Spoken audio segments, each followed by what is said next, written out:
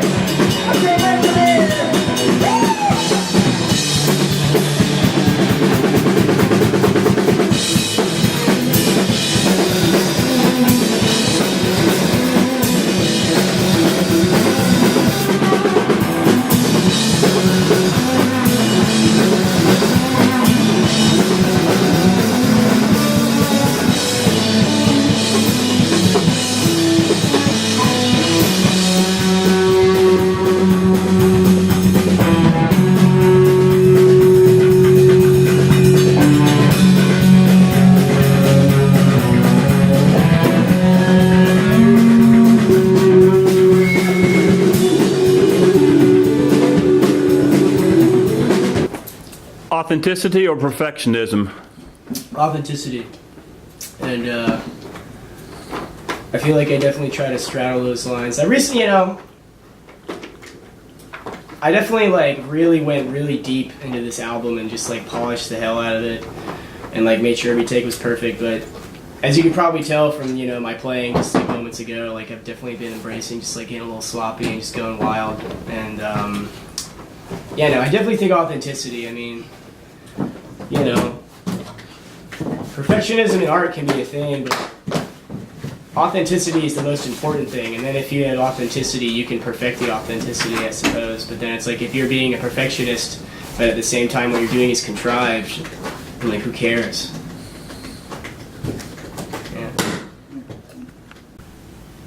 Yeah. It's pretty fun. We're all like to joke around and stuff and just like joke with each other, so we're always having a good time. And then we've all been in drumline together, so it makes it really easy for us to all communicate to each other. And we all got the same form of training, so it's really easy for us to like get our points across of if there's something that we feel is not going right in our practice that we want to refine. And like usually we're pretty good about refining things to where we all want it to be. How do y'all create songs?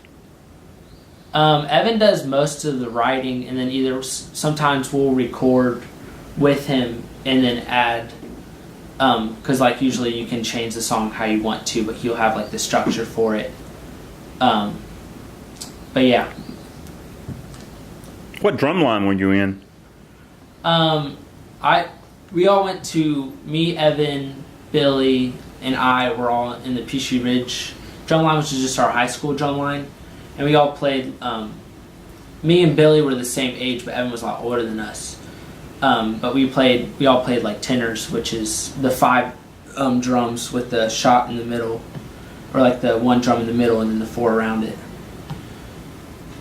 And then Evan did a little bit of DCI, which is like professional drumline, for a couple years. In what ways are you taking the drumline experience into Dream Culture? Mainly just like the mentality of just obviously like being clean so that you're playing everything like the correct way, like rhythmically or melodically, and then also just like to hold yourself to a standard where you don't want to present something that you're not proud of. It's pretty cool because we're pretty malleable, and so we're essentially a 6-piece, but it's like we've been able lately to play shows with members like missing. I mean, really, the most important members would be, we need at least like, one of our drummers and Ivano on bass, like that's the foundation. But then like, we'll just make do with what we got as long as we got like those components available. And it's made like, just like taking gigs, especially with like, opportune gigs, taking like gigs where it's like, like, what is it? Like we're going to be playing Sigh in July and like, Matthew's going to be out of town, but it's just like, wow, what a great gig. And it's like, we can just take it as long as we have at least one drummer and our bassist. So it's been pretty cool. Yeah, just like finally getting out and putting our music out there. This is awful. What is going on here? There we go. But yeah, it's crazy. Like I'm kind of like a ball of stress right now because like literally legit like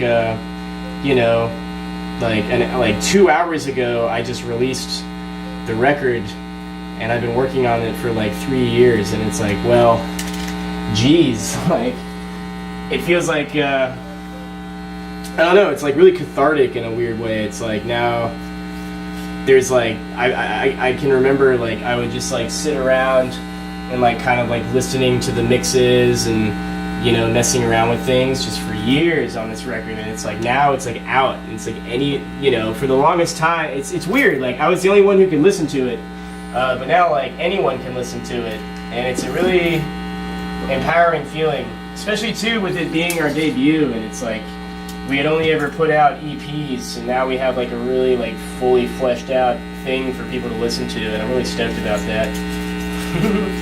Oh dear.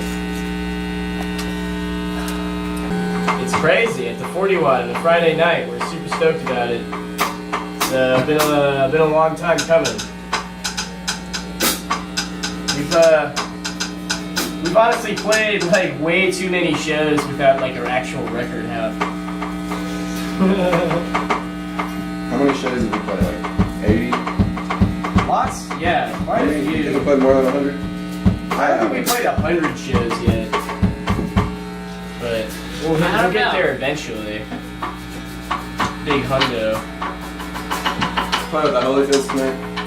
Yeah, the Holyfields. And then Ivana's band that I play drums in, the Weldons. It's like a. You want to describe the Weldons to Greg, man? Yeah, it's ski pop, snowboarding, punk, pop. It's a concept project about snowboarders on spring break. Pretty fun. So we're playing our record tonight in full. Opening up the show. Restore. Fucking genius. What songs are we playing? Let's do Escape Artist. Let's do it.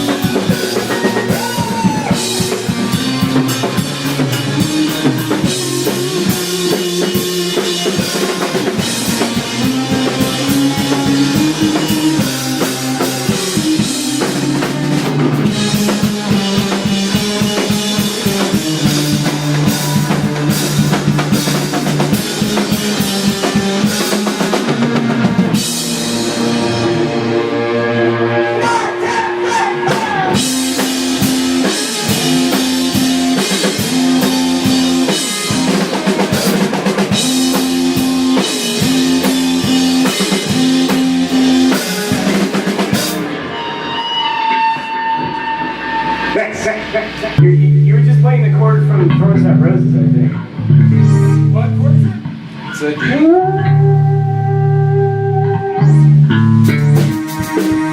I think it's G. I think it's G flat. No, sorry, G sharp. Or It's a D. It's a D? I believe. It's always been a D sharp. No, for the med. Yeah. No, I'm gonna teach you it wrong.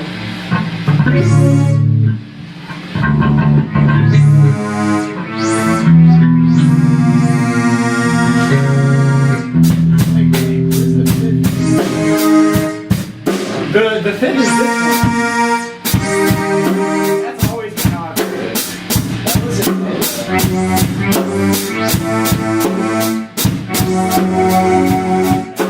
Wait, I think that was it.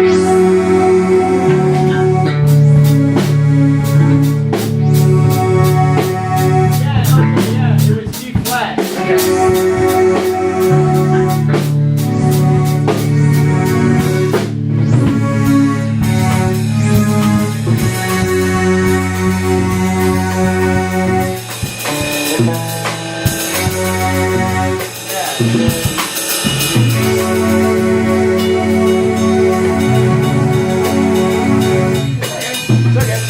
G flat, and then the fifth is the D flat. Yeah, that's totally it. 1, 2, 2.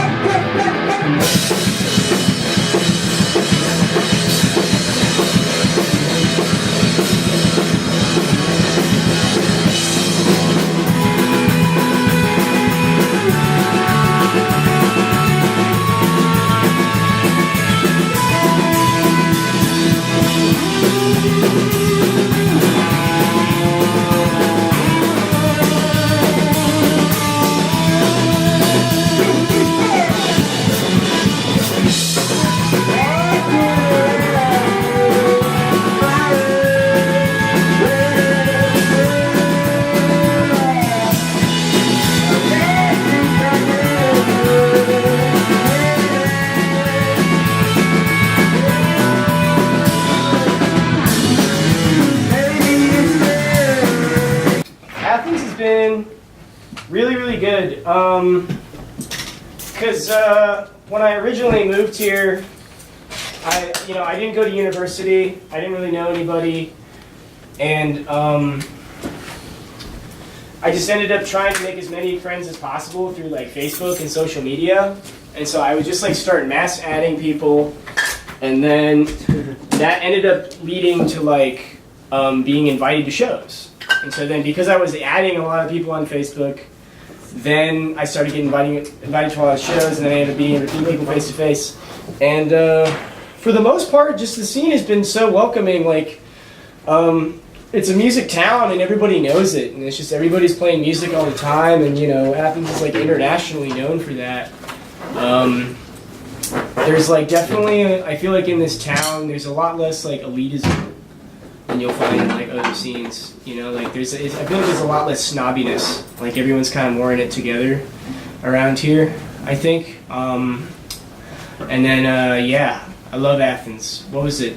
The moment I decided that I was definitely going to stay in Athens long term was when my my favorite band, Dunyan, came through, and they're from Sweden, and I was lucky enough to hang out with them a couple times before this. So then when they came to Athens, it was like the third time I met them. So we were hanging out backstage and stuff. And Raina Fisk, the guitarist for Dunyan, who also recently, oh, you okay? I'm good. You made it. Who also recently produced Melody's Echo Chamber's new record. He said, which is amazing. He told me, he said that Athens was more like a European town than anywhere he had ever been in the United States.